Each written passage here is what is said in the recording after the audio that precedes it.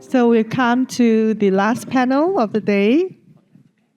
We have a long day today, but I'm excited that we could spend so much time, the whole day, to just really focusing on intergenerational relationships. So for the panel today, we want to really take stock, reflect on what we have learned today, and to explore how we can move from high-level policy, research, concepts on intergenerational issues, to see how we connect these ideas to the ground. What can we do? How can we achieve the last mile implementation? Okay, so seems a tall order, but everything starts with a goal, a dream as well. So let me start by asking Dr. Tata. Yes, Lana. Who started us this morning, right? With really a good overview of what's happening in demographic changes and the 5 important areas of that we are facing with globally today. Okay, so for Dr. Tata, what do you think? You have all the global information. So what do you think countries need to do and to have in a policy as we move our intergenerational agenda? Thank you very much, Madam Moderator. I'm going to, of course, address from a regional perspective. I cover Asia Pacific. So this is where the problem is most acute. Of course, there's a lot to learn from the rest of the world, especially Europe, which has gone through this process. I'm going to focus mainly on the issue of intergenerational. We discussed many issues. The question of how do we to really understand what intergenerational relations of solidarity means and what it means. Of course, you talked about the impact on the ground, but I'm also going to talk about how we take the learnings from what you're learning from research and others and the impact on policy. I'm going to take a broader view, number one, of the whole issue of intergenerational. When you talk about the intergenerational approach, first and foremost is something that our friends, especially our partners in the UN and UNSCAP and UNFPA, we talk about. If you want a truly intergenerational approach, then you have to adopt a life course approach on aging. You got to look at the process of aging. It's not a morbid thought, but I think you have to take steps right from the time childhood up through your youth when you're looking at healthy aging. So a healthy adult, the work towards being an healthy adult begins almost from the time you're a young child, right through how you live as a youth, leading up to how you live your life and what are your habits, leading right up to older. So I'm talking about the importance of a life course approach. And our friends, I think UNFPA and SCAP have been talking about this very much. Secondly, it's important also to ground it in evidence. And the presentation from Dr. Shankar just now, I think was so important. The whole issue of looking at NTAs, but most importantly, NTTAs, looking at national time transfer accounts, and what they are telling us in terms of what happens throughout a lifetime in terms of transfers. While noting very clearly, I just had one observation that our national transfer accounts or time transfer accounts, sometimes, especially the NTAs, do not take into account the fact that older persons in our region often have to work till very late. And they're often working in the informal sector. Some of this information is not available to official accounts. So when we treat that, we assume that once older persons cross 60, they're automatically dependent. Actually, they have no one to depend on. They depend on themselves. It's just that some of those earnings may not be reflected. So the whole concept of dependency is something that we avoid. We don't use that word very much. But I like to talk about the very important subject of intergenerational relations, which was highlighted throughout our discussions today. I think, number one, we need to take it like, I think it was a colleague yesterday who talked about the importance of taking it from these, so I say, pilot projects and perhaps from where it's been talked about and researched a lot in academia, maybe take it into the realm of policy, where countries see this as an important strategy and element of their comprehensive policies to address population aging.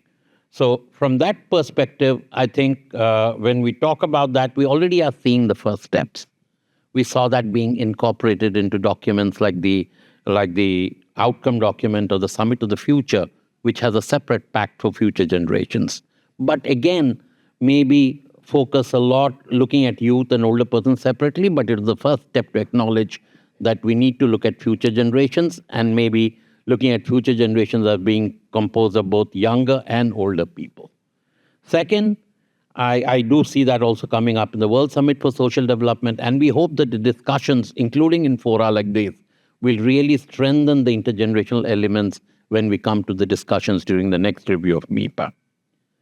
The second point, I think, when we talk about policy, is for us to think about, we heard a lot of discussions in the context of families, but I would definitely broaden this, and we saw that examples of how do you apply this intergeneration concept in terms of communities and societies, which is far more kind of applicable to policy making at a broader level.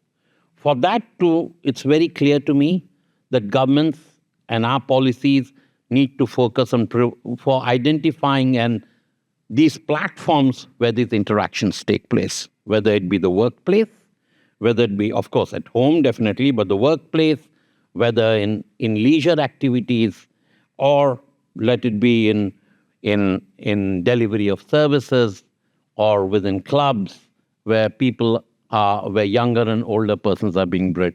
So it needs to be an intentional plan to really bring together the two generations. Yes, the interaction between them will come organically, like someone suggested, instead of really pushing it. But having said that, there needs to be some sort of sensitization. There was a very interesting, I saw a presentation, I think, this morning, which said that it works much better when both sides are sensitized to the opportunity. If you let them together, it's not always necessary that the interaction will take place in the way that you want. And in that context, the importance of incentives is very, very important. How do you incentivize younger people and older? And when you talk about the workplace, we heard examples of two-way mentoring. Older persons mentoring younger people, but also reverse mentoring about younger persons mentoring older persons. So that. And secondly, we heard about how people could live together, where younger people could be allowed to live in old age homes free in return for providing certain services for older people. And so there are a lot of examples where these interactions could really be incentivized and in turn lead to good results. I think it's important for us to draw upon good practices that are happening in other countries. But first and foremost, I think governments need to be aware of the opportunities that are present. And it's not just an opportunity. I think it's essential issue to really be a central part of aging strategy. Without considered intentional policies that promote intergenerational relations, I don't think we'll be successful in really promoting healthy and active aging. So that is my call at this moment. Thank you.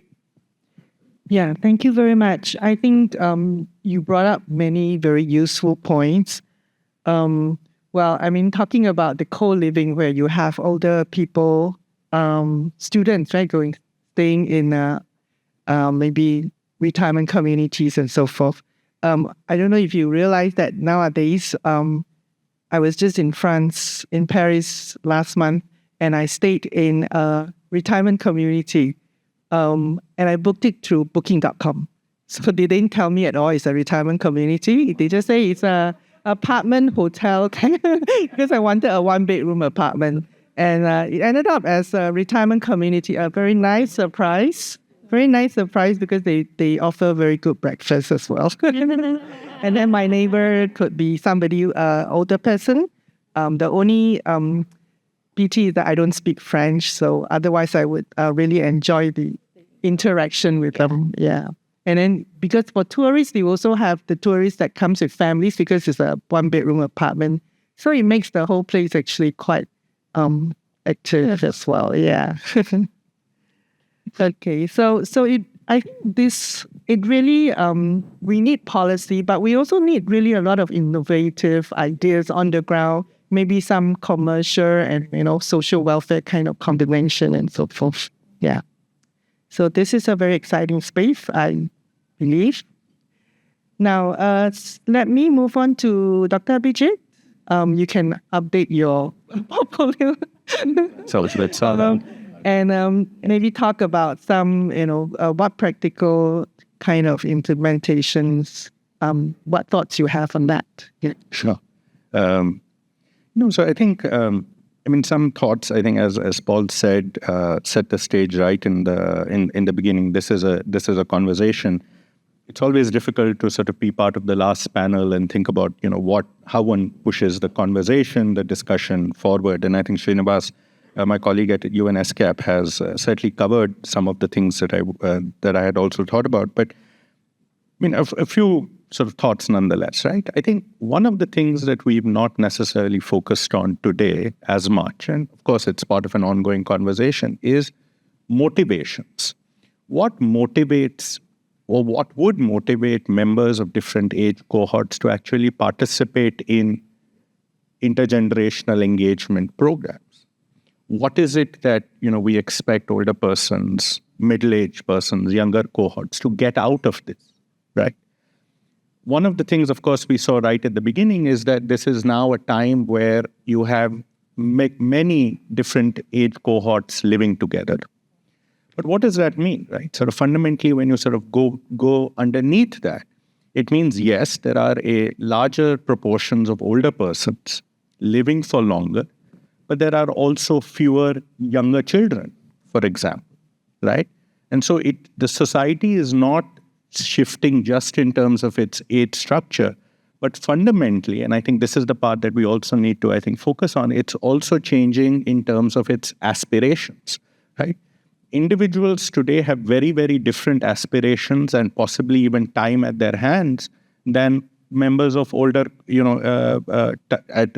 age cohorts at older times did. So, among grandchildren, right, a key sort of community that we think about should participate in intergenerational program, they have less time on their hands. Why? Because we now send them to significantly more enrichment classes and tuition classes than our parents or grandparents certainly ever went to. They have more distractions on their hand because of digital technology. If you look at, sort of the working age population, they are significantly more stressed today than, working age populations were older. We think about work in Singapore more and a lot of Asian societies, working hours have just shot through the roof. Right? So people are spending more time at work. People are stressed more about, work. So what is it that, A, where is the time? But B, also, what is the motivation for them to, participate in intergenerational programs? And so that was sort of one thought. And what I was thinking is that, for example, when we think about a programmatic approach or when we think about intervention specifically, they need to be sort of built into these lives of these different age cohorts. So when we think about children, for example, right, you could have community, and there are lots of examples. And I think this is where I think there's potential for doing more. But they can participate in, for example, community service programs, right? And so expanding that as part of existing school curriculums. For the working age population, it is about formal mentorship that they can receive from, sort of older colleagues or those that were that were sort of in their industry, their own companies, etc. And for older persons themselves, it's fundamentally also about volunteering, right? That is an opportunity for intergenerational engagement. The second thought that I had was, and again, just a reflection, is that given everything that we heard today, why do we still think about a programmatic approach? Why do we think that this needs to be part of policy? If everything that we've said today is true, then why is this not organic, right? And I think Paul said this very interestingly. are we talking about codifying love, right? And so what is it that, one is sort of trying to do here through maybe thinking about intergenerational engagement programs, building them into policy, thinking about mainstreaming them and scaling up. And I think, therefore, in the design of these programs, we have to think about what I said right, upfront is the motivations. And sort of how do you build it into the everyday lives of people rather than think about it as an appendage, something they have to do, for example, on a Saturday, on the weekend for 3 hours, right? So I think one has to sort of think about it sort of coming organically and being in the lives of people, children, etc. And the final thing that I'll say, of course, is that how do we measure success in this work, right? So we talk about intergenerational solidarity, and it's such a wonderful phrase, right? And we all sort of feel fundamentally motivated and inspired by this idea that, are we working towards intergenerational solidarity? But what do we mean by that, right? There are really not very good measures of how do you measure intergenerational solidarity. How do we know at the end of a program that we have actually impacted, right, moved the needle as far as intergenerational solidarity is concerned? The thing that I would sort of push some of, from my point of view, is some of the programs around this. It's simply implementing a program with the intent to enhance intergenerational solidarity is not enough, right? Intent is 3/4, right, sort of the battle won. But that is not how do we know that we are having a material impact, sort of on the lives of the people in terms of whether or not, we've increased intergenerational solidarity. We also have to borrow something from what Srinivas said, we have to move beyond the family domain. There are measures of intergenerational family solidarity. But what we are really talking about is, if you're thinking about intergenerational solidarity as a sectoral thing, we're talking about solidarity between members of different age groups among strangers, right? Fundamentally, these people are strangers to begin with. And we have this idea of intergenerational solidarity, sort of amongst them. What exactly are we talking about? So I think we need to think about what our outcome is, what is it that we're hoping to impact? And the last thing I'd say is, what if we flip this a little bit to not thinking about it in terms of solidarity, but thinking it in terms of cohesion, right? So when you look at measures of social cohesion, there are actually very, sort of measurable things that one can think about. Social cohesion is measured in terms of trust in one another, right?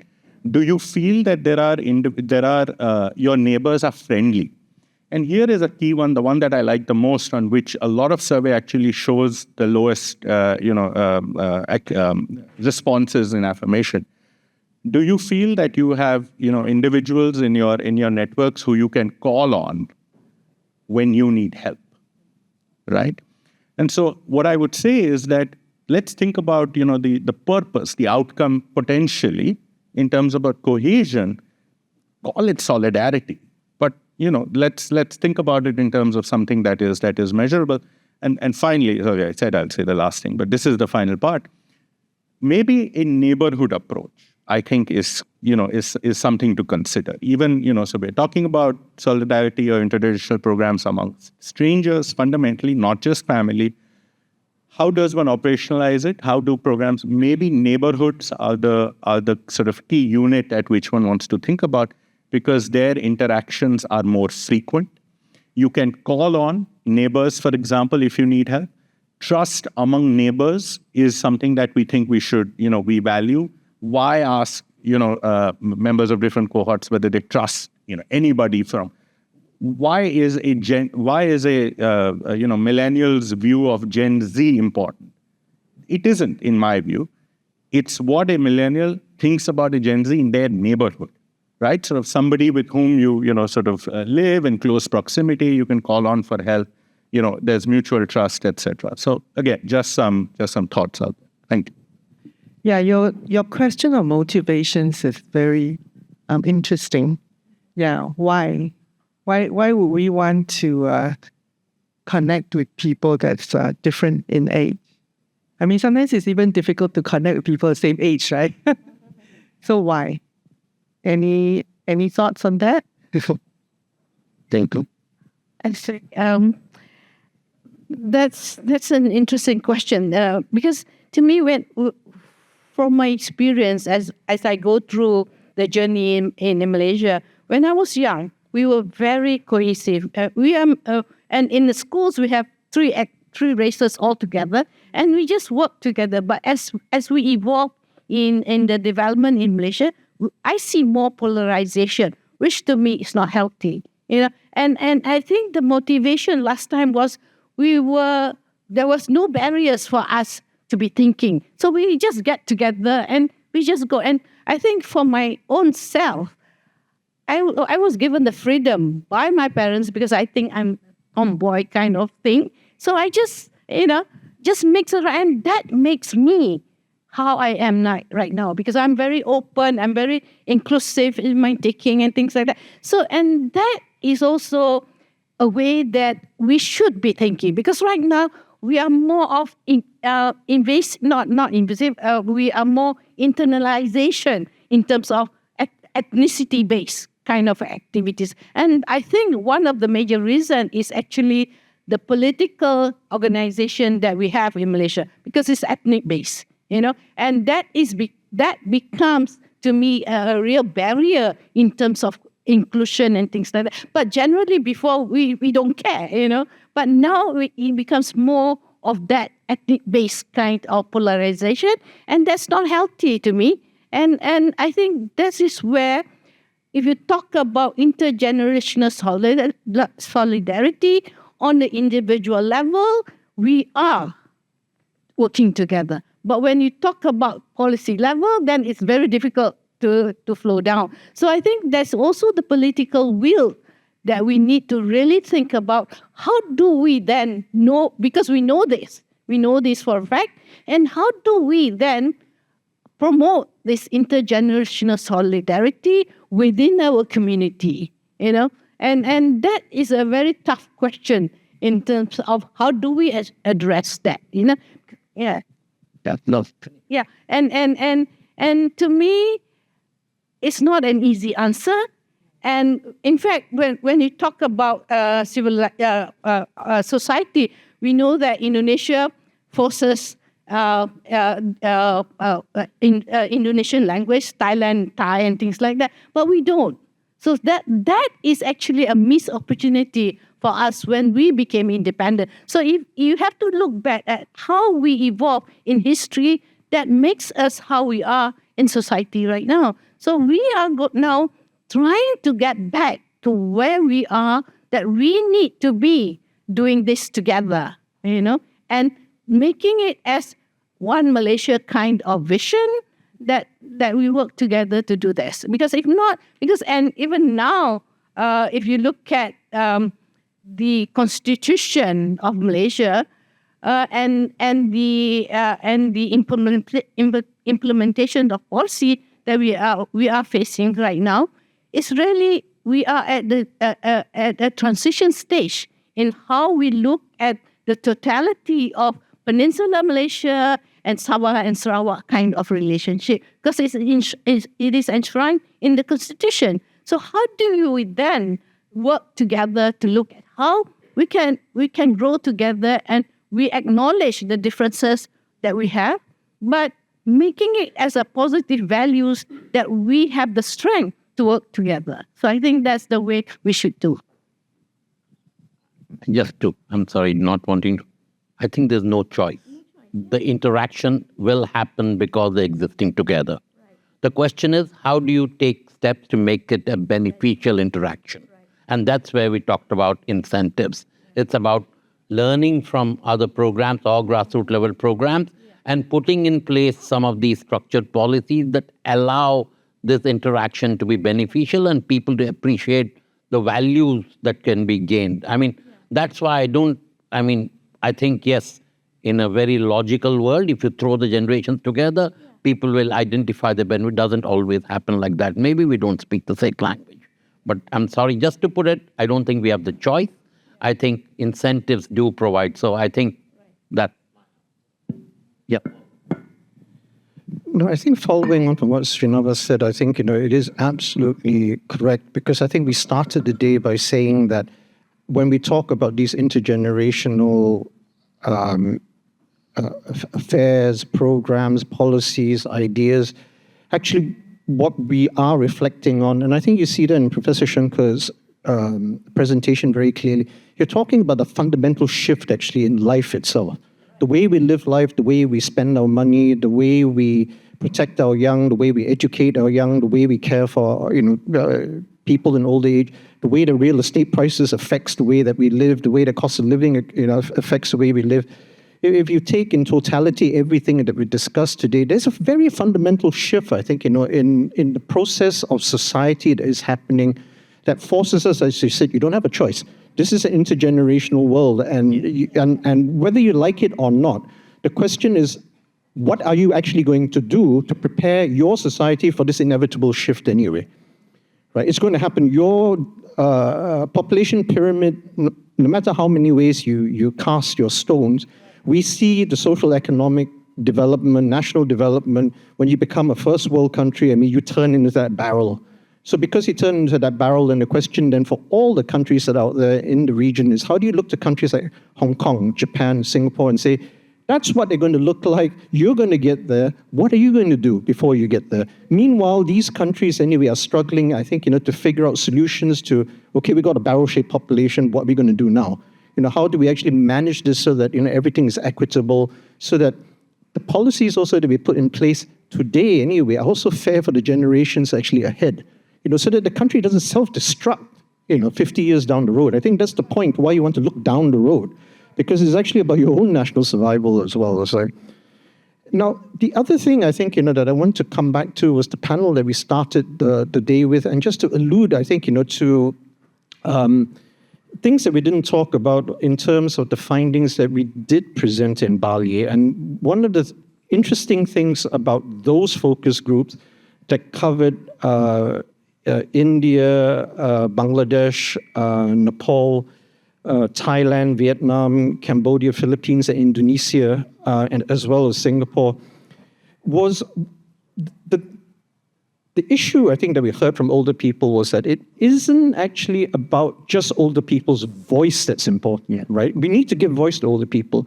But we heard very clearly also from quite a lot of older people in these focus group discussions, as was also presented, I think, on that stage in Bali as well, that tone of the voice is actually really important. And actually what we discovered was that the tonality of the voices had three phases to it. The voice of the past, the voice of the present, and the voice of the future. And what was really interesting, even in some of the findings that you saw this morning, was for old people, what they said was very frequently, you're hugely revered, right, by your society. You are a revered ancestor. You fought the war of independence. You built a nation, all the rest of it. We're going to bestow all these blessings on you. But you know what? You're the voice of the past. Please stay there. What they were saying is that they're not seen as being relevant to the present and to the future. So that's really quite interesting. And what you see today, in terms of some of the tensions that you get from youth to elders anyway, hard to advise. What the youth then was saying to us was, we are seen as the voice of the future, but sometimes we're not given a place in the present. It's like, we're told what to do. And then we heard very clearly, right, Susanna, the young people in the Philippines and Nepal saying, we hear all this about the generations handing on the torch, right? From, we got climate change disaster, we got wars, we got all the, all these different problems. And the young people actually were very interesting. They actually said, have you ever considered anyway that the young people do not want this torch handed over to them? Because you messed up the world. We are going to figure out a different way, basically, of sorting these problems out. We don't want to follow your formula. We don't want to replicate your economic models or your consumption models. We want to do things differently. So intergen approach also needs to create, a kind of space for these, voices, I think, to sort of emerge and for them to be to go back to what Emmy was saying today, how do you create a kind of a space, or what you were saying, how do you create these safe co-living spaces where these differences actually can be allowed actually to creatively interact and to produce, I think, a new society? I think this is actually going to be really important. Now, the last thing I think I want to sort of address is, interestingly, not coming out of the Universal Periodic Review, actually, on human rights that we're all undergoing at the moment. one of the things that I'm sort of hearing, given the sort of global trauma and problems that we have around the world, is a discussion actually on the Asian approach to human rights. And one of the very interesting perspectives actually on this is that maybe, just maybe actually, a pure dedication actually to my individual right to do whatever I want is a terrible idea. And perhaps actually, the way we approach this in Asia, going back to a lot of the things that we talked about today as well, about finding this balance actually between dependency, interdependency, has a lot to do actually with respecting anyway that human rights itself actually needs also to be balanced against community rights as well. And maybe there is some fine balance in there where I also have a responsibility to my community, which requires me to surrender something in myself for the greater good. So not just defending my own ethnic interests, for example, or my own religious interests, and just doing that and saying, it's my right, and I'm going to do that. It's a very interesting question, and I wonder actually whether in the Asian review, as a whole, the UPR review, whether we will see more of this in light actually of a lot of the challenges that we're facing, because it's then very relevant also to the intergenerational debate. Right? What will I do for the next generation? What will the next generation basically do for the generation after that? You have to give something up, right? If you're going to do that. If you look at our region, then we are focusing more on communal values and things like that, rather than individualism. But there are also portions of us that is like my generation, and that's it. And then I don't care what about the other generation. So I think if you look at the perspective of intergeneration from that value system, then we really need to think of how do we then promote intergenerational values that are beneficial to each generation. Because sometimes when you have the country's philosophy of my generation for my generation, and don't care about the other generation, it is quite dangerous because we are actually living an interdependent world. And that perspective must be strengthened. Because if not, we will not be able to really afford what we want to do and things like that. So, and that becomes a conflict between generations. And we are not able to have this conflict. Yeah. I'll come back to what I was saying. Now, there is, as I think Weber said, an ideal type, right? But then there is, I think, what is the lived reality of people, which is not the ideal type. And so what I would a little bit double back on is the fact that if a generation is thinking about, let's just take, those in the reproductive ages, if they are necessarily thinking about sustainability of economic systems, of economic production, etc., why would the population be declining in some countries? Why would fertility levels remain, continue to decline or significantly low? Because in some sense, from an intergenerational point of view, the decision to not have children means that you won't necessarily have your own children to take care of you sort of in the future. But every country in the world today has entered the fertility transition.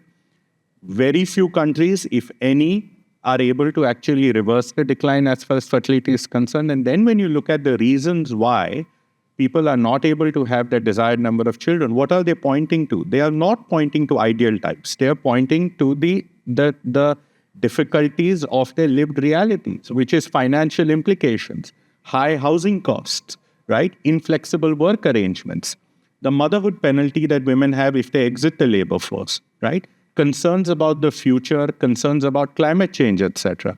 So if the reality of today is motivating young people in the world to do something as fundamental as not even have children, I'm not convinced that unless we look at, sort of motivators in their everyday life for participating in intergenerational programs, that we are going to have a surge based on an ideal type, based on sort of the idea that it is inevitable in a sense, right?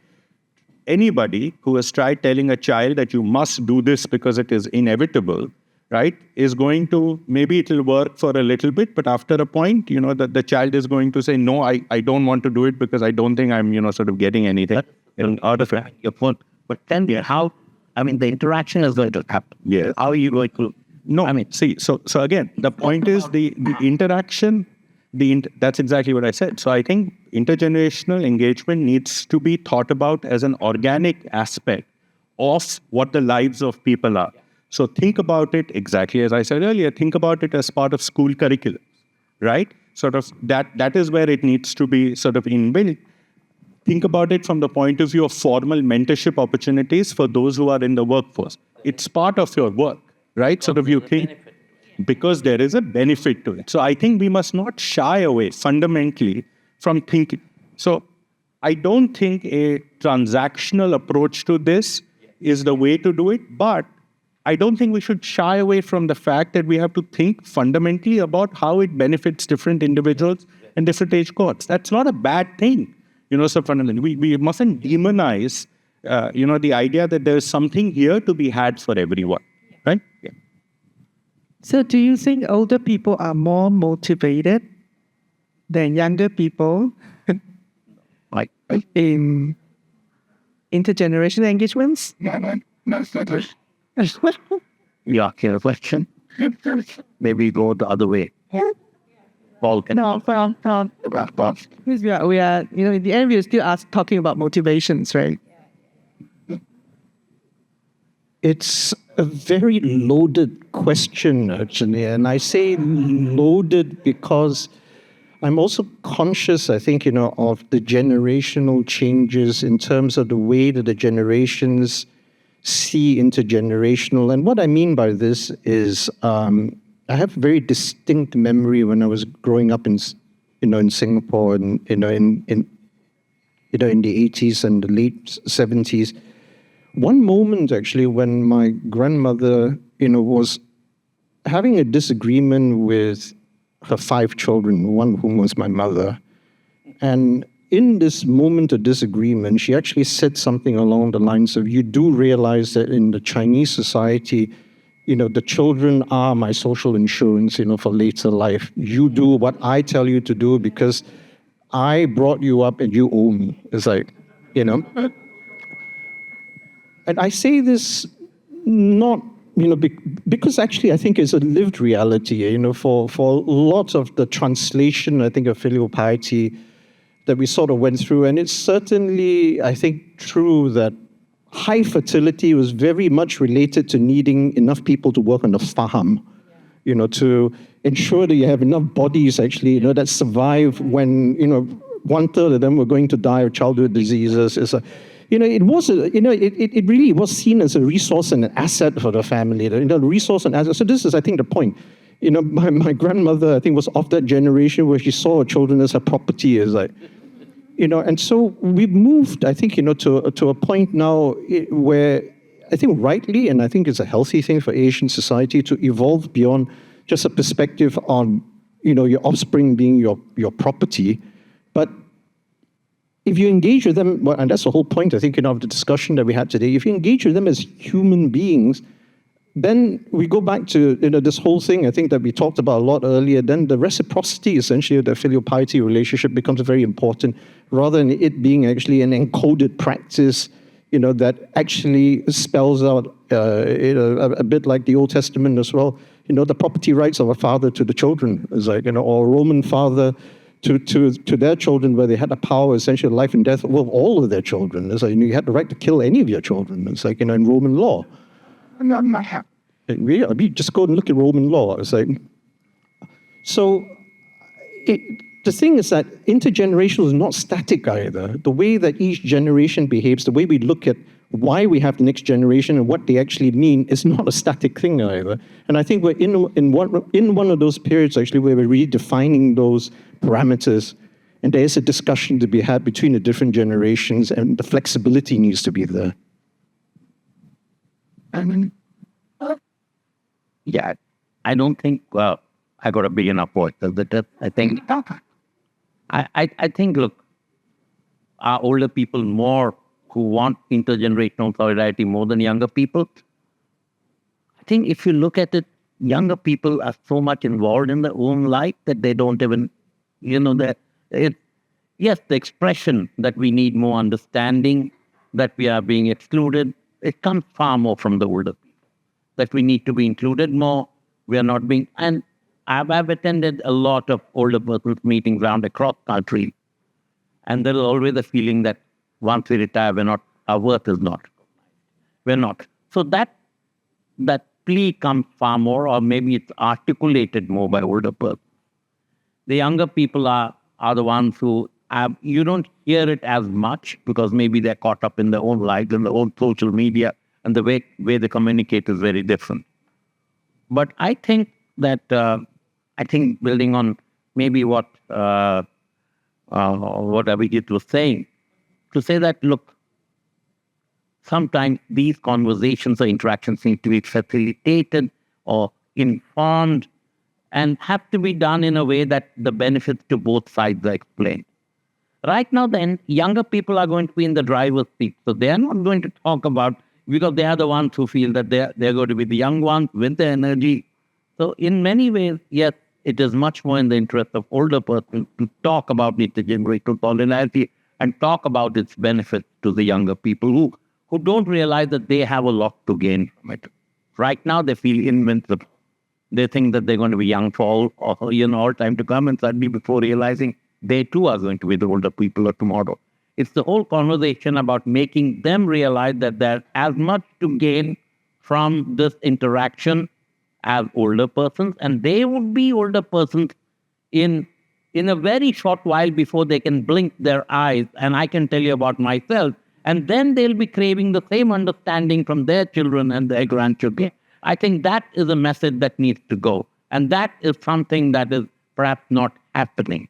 And we need to have it more. And the fact that it is not morbid or something to talk about preparing for old age and to understand what old age means and how people, what kind of understanding people have become old need to have. So thank you very much. The only, very quickly, what I want to say is that, at UNFPA, what we did earlier this year was we did a very sort of rapid desk review in terms of the research on intergenerational engagement programs. And not the findings, but let me tell you what was the most interesting. The research primarily came from gerontology, right? So the adolescent and youth field of sort of research, broadly speaking, contributes very little to this research because the programs are often motivated by organizations that are working with older persons. And I think fundamentally, I do still think that it is because it is, the idea of social isolation, the risk of loneliness, and I think a lot of programs are sort of motivated by that. Older persons often are also a group where you can find them, you can, for programmatic reasons, you can have a center-based approach, right? It's much harder with younger generations. You can have a school-based approach, which is what I've been saying. You can have a college-based approach, right? But the fact that there are, older person centers, I think is also what motivates this program. And I think so we do need, organizations like Tsao, which is doing a fantastic job, to think about this in terms of, how do you involve, young people. I just want to say very quickly, though, that while I think that may have been the case for the research, I think in the past, I'm also struck by the fact that just a couple of nights ago, I was watching a documentary basically on social isolation in Japan. And I think that documentary pointed out actually that social isolation in Japan is as huge a problem among the youth of Japan today as it is amongst old people because of very fundamental changes actually in the structure of social interaction in Japan, the digital thing. So there was a correlation between people who spent more than 8 hours basically on the phone and social isolation. In other words, the retreat actually into the device, was causing, people not to talk to one another, and that's a epidemic actually amongst the youth. So I suspect anyway that again, this is a lived experience. It's starting to go both ways. It's like, when you're talking about social isolation. Yes. Yeah, I think, and if you look at how we prepare for older age, for life in environment and things like that, when I approach these young people, life in retirement is beyond, but Yeah. yeah, and they're not prepared. And as the administrator for this doing the course for people who did. It is very difficult for us to think for the plans for the future. Yeah. I think that the mindset needs to be changed because when you talk about saving for retirement and things like that, it takes need and candidate for money. You need to think about that. And thinking it yet how you are approaching the consumer let's call it the function lifestyle that they have right now, and you want to start it, and they are not very futuristic in that thinking, but many of them, a few of them that are technical that they are involved in thinking in the what you call in the sort of this science data, and where the education from the over generation to look at how they want the system like that. No, our grandparents, everything they say. Okay, but in our generation now, everything is just slowly. So that kind of concept that it interface is and our speakers, we just think that 3 years that I had before, now people get like, no, that's also in the end, the darkness teaching us and that word of our behavior and the I think that's an important that thing that we about saving for the future and the job. So I think this kind of things like that is needed for both generations to learn from to me, it's very, very important lesson that I had when I was growing up in all these methods in terms of how do we at least in the future to reflect on the But things like be very hesitant to tell the younger generation that we are the wiser ones. I think I believe each newer generation is smarter. True. So I do believe that, but you're right. We have a lot to learn. Yeah. But it's also the way we communicate with them right now. So Right. it has to be on an equal basis. Right. Like, Yeah, it's true. It's true. Very true. and This is very tough. Okay, so I think we start to talk like we, the older generation, and then yeah. So the us and them kind of, Yeah, the communication part is very important. yeah. But there's actually, you're right that most of the concerns or, of this intergenerational, or the need for intergenerational connections come from, gerontology. But there are also those that come from the children, the youth and children's studies. And that's also this emerging intergenerational field, in fact. And one of the things that is of concerns or interest in the intergenerational field is really the depth of engagement, how much depth that we can see meaning in engaging with each other. So in the end, it comes down to really relationship building as well, so that you build trust and you build, this sense of a future together. Yeah, so it's more than, I think, it's more than just entanglement and tensions. It's relationship. Yeah. So there are a few questions here, but we are running out of time. So maybe just to end off, we'll get everyone to just say something. Let me see. Maybe we choose one question. Okay, so what do you think, maybe you can suggest one solution, one of the questions here, to improve intergenerational solidarity and deal with the challenges of super-aged society and gender disparities. So any solution that you think we can adopt from an intergenerational lens to solve the issues that we talk about from the beginning, right? This super-aged society this gender disparity and to achieve a more equity society. Any solution from intergenerational?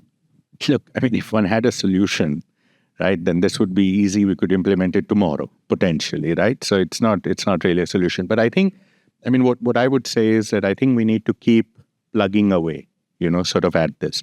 We need to try very, very many different approaches to this, right? We also need to evaluate, I think, how well we are doing in these approaches.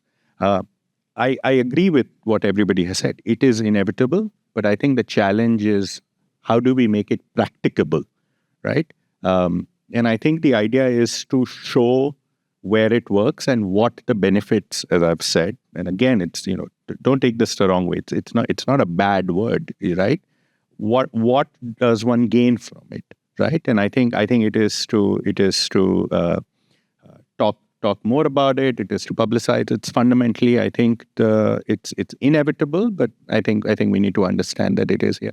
Sorry, and the last thing, again, it's not a solution, but is the idea that everyone has something to gain from this. It is not a zero-sum game. The size of the economy and the potential of society grows as everybody contributes to it.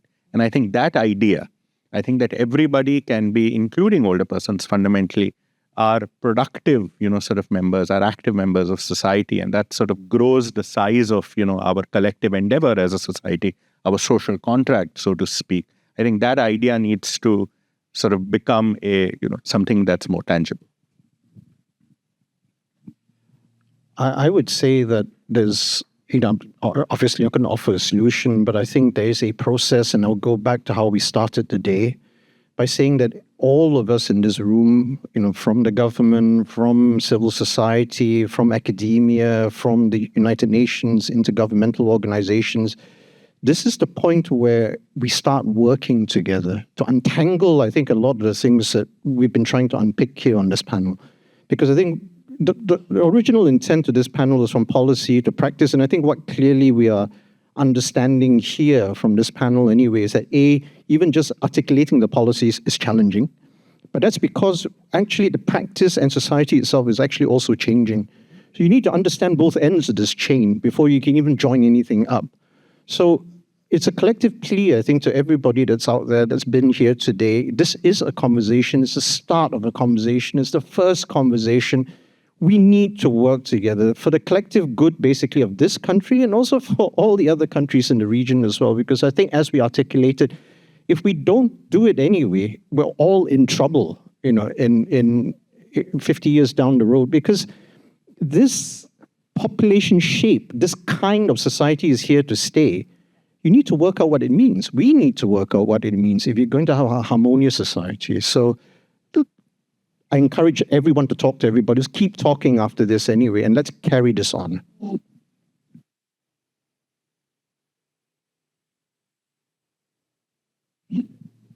Yeah. And then, okay. What's important to me is the shared responsibility and the journey that we have to do together. Because I think with just one entity doing overall action will not work. So it is really shared responsibility and collaboration.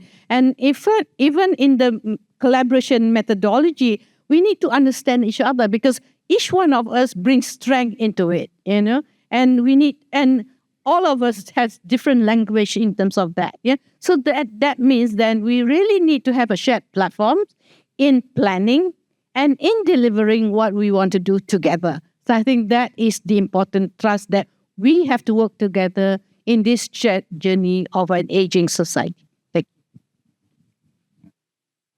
We need to have an open mind, a really open mind. We need to put this, we have to firstly understand that this is very central. And secondly, our understanding will evolve. And I think all of us need to have open minds here. What it means to us, it may mean different things in different contexts, in different countries.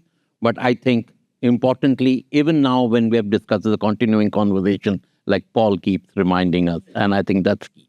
Thank you. I just want to find that this in this conversation, let's not forget that inclusiveness is very important. So we need to work towards, solidifying what this concept of inclusive society is, which will include intergenerational solidarity. Okay, please join me in thanking our panel.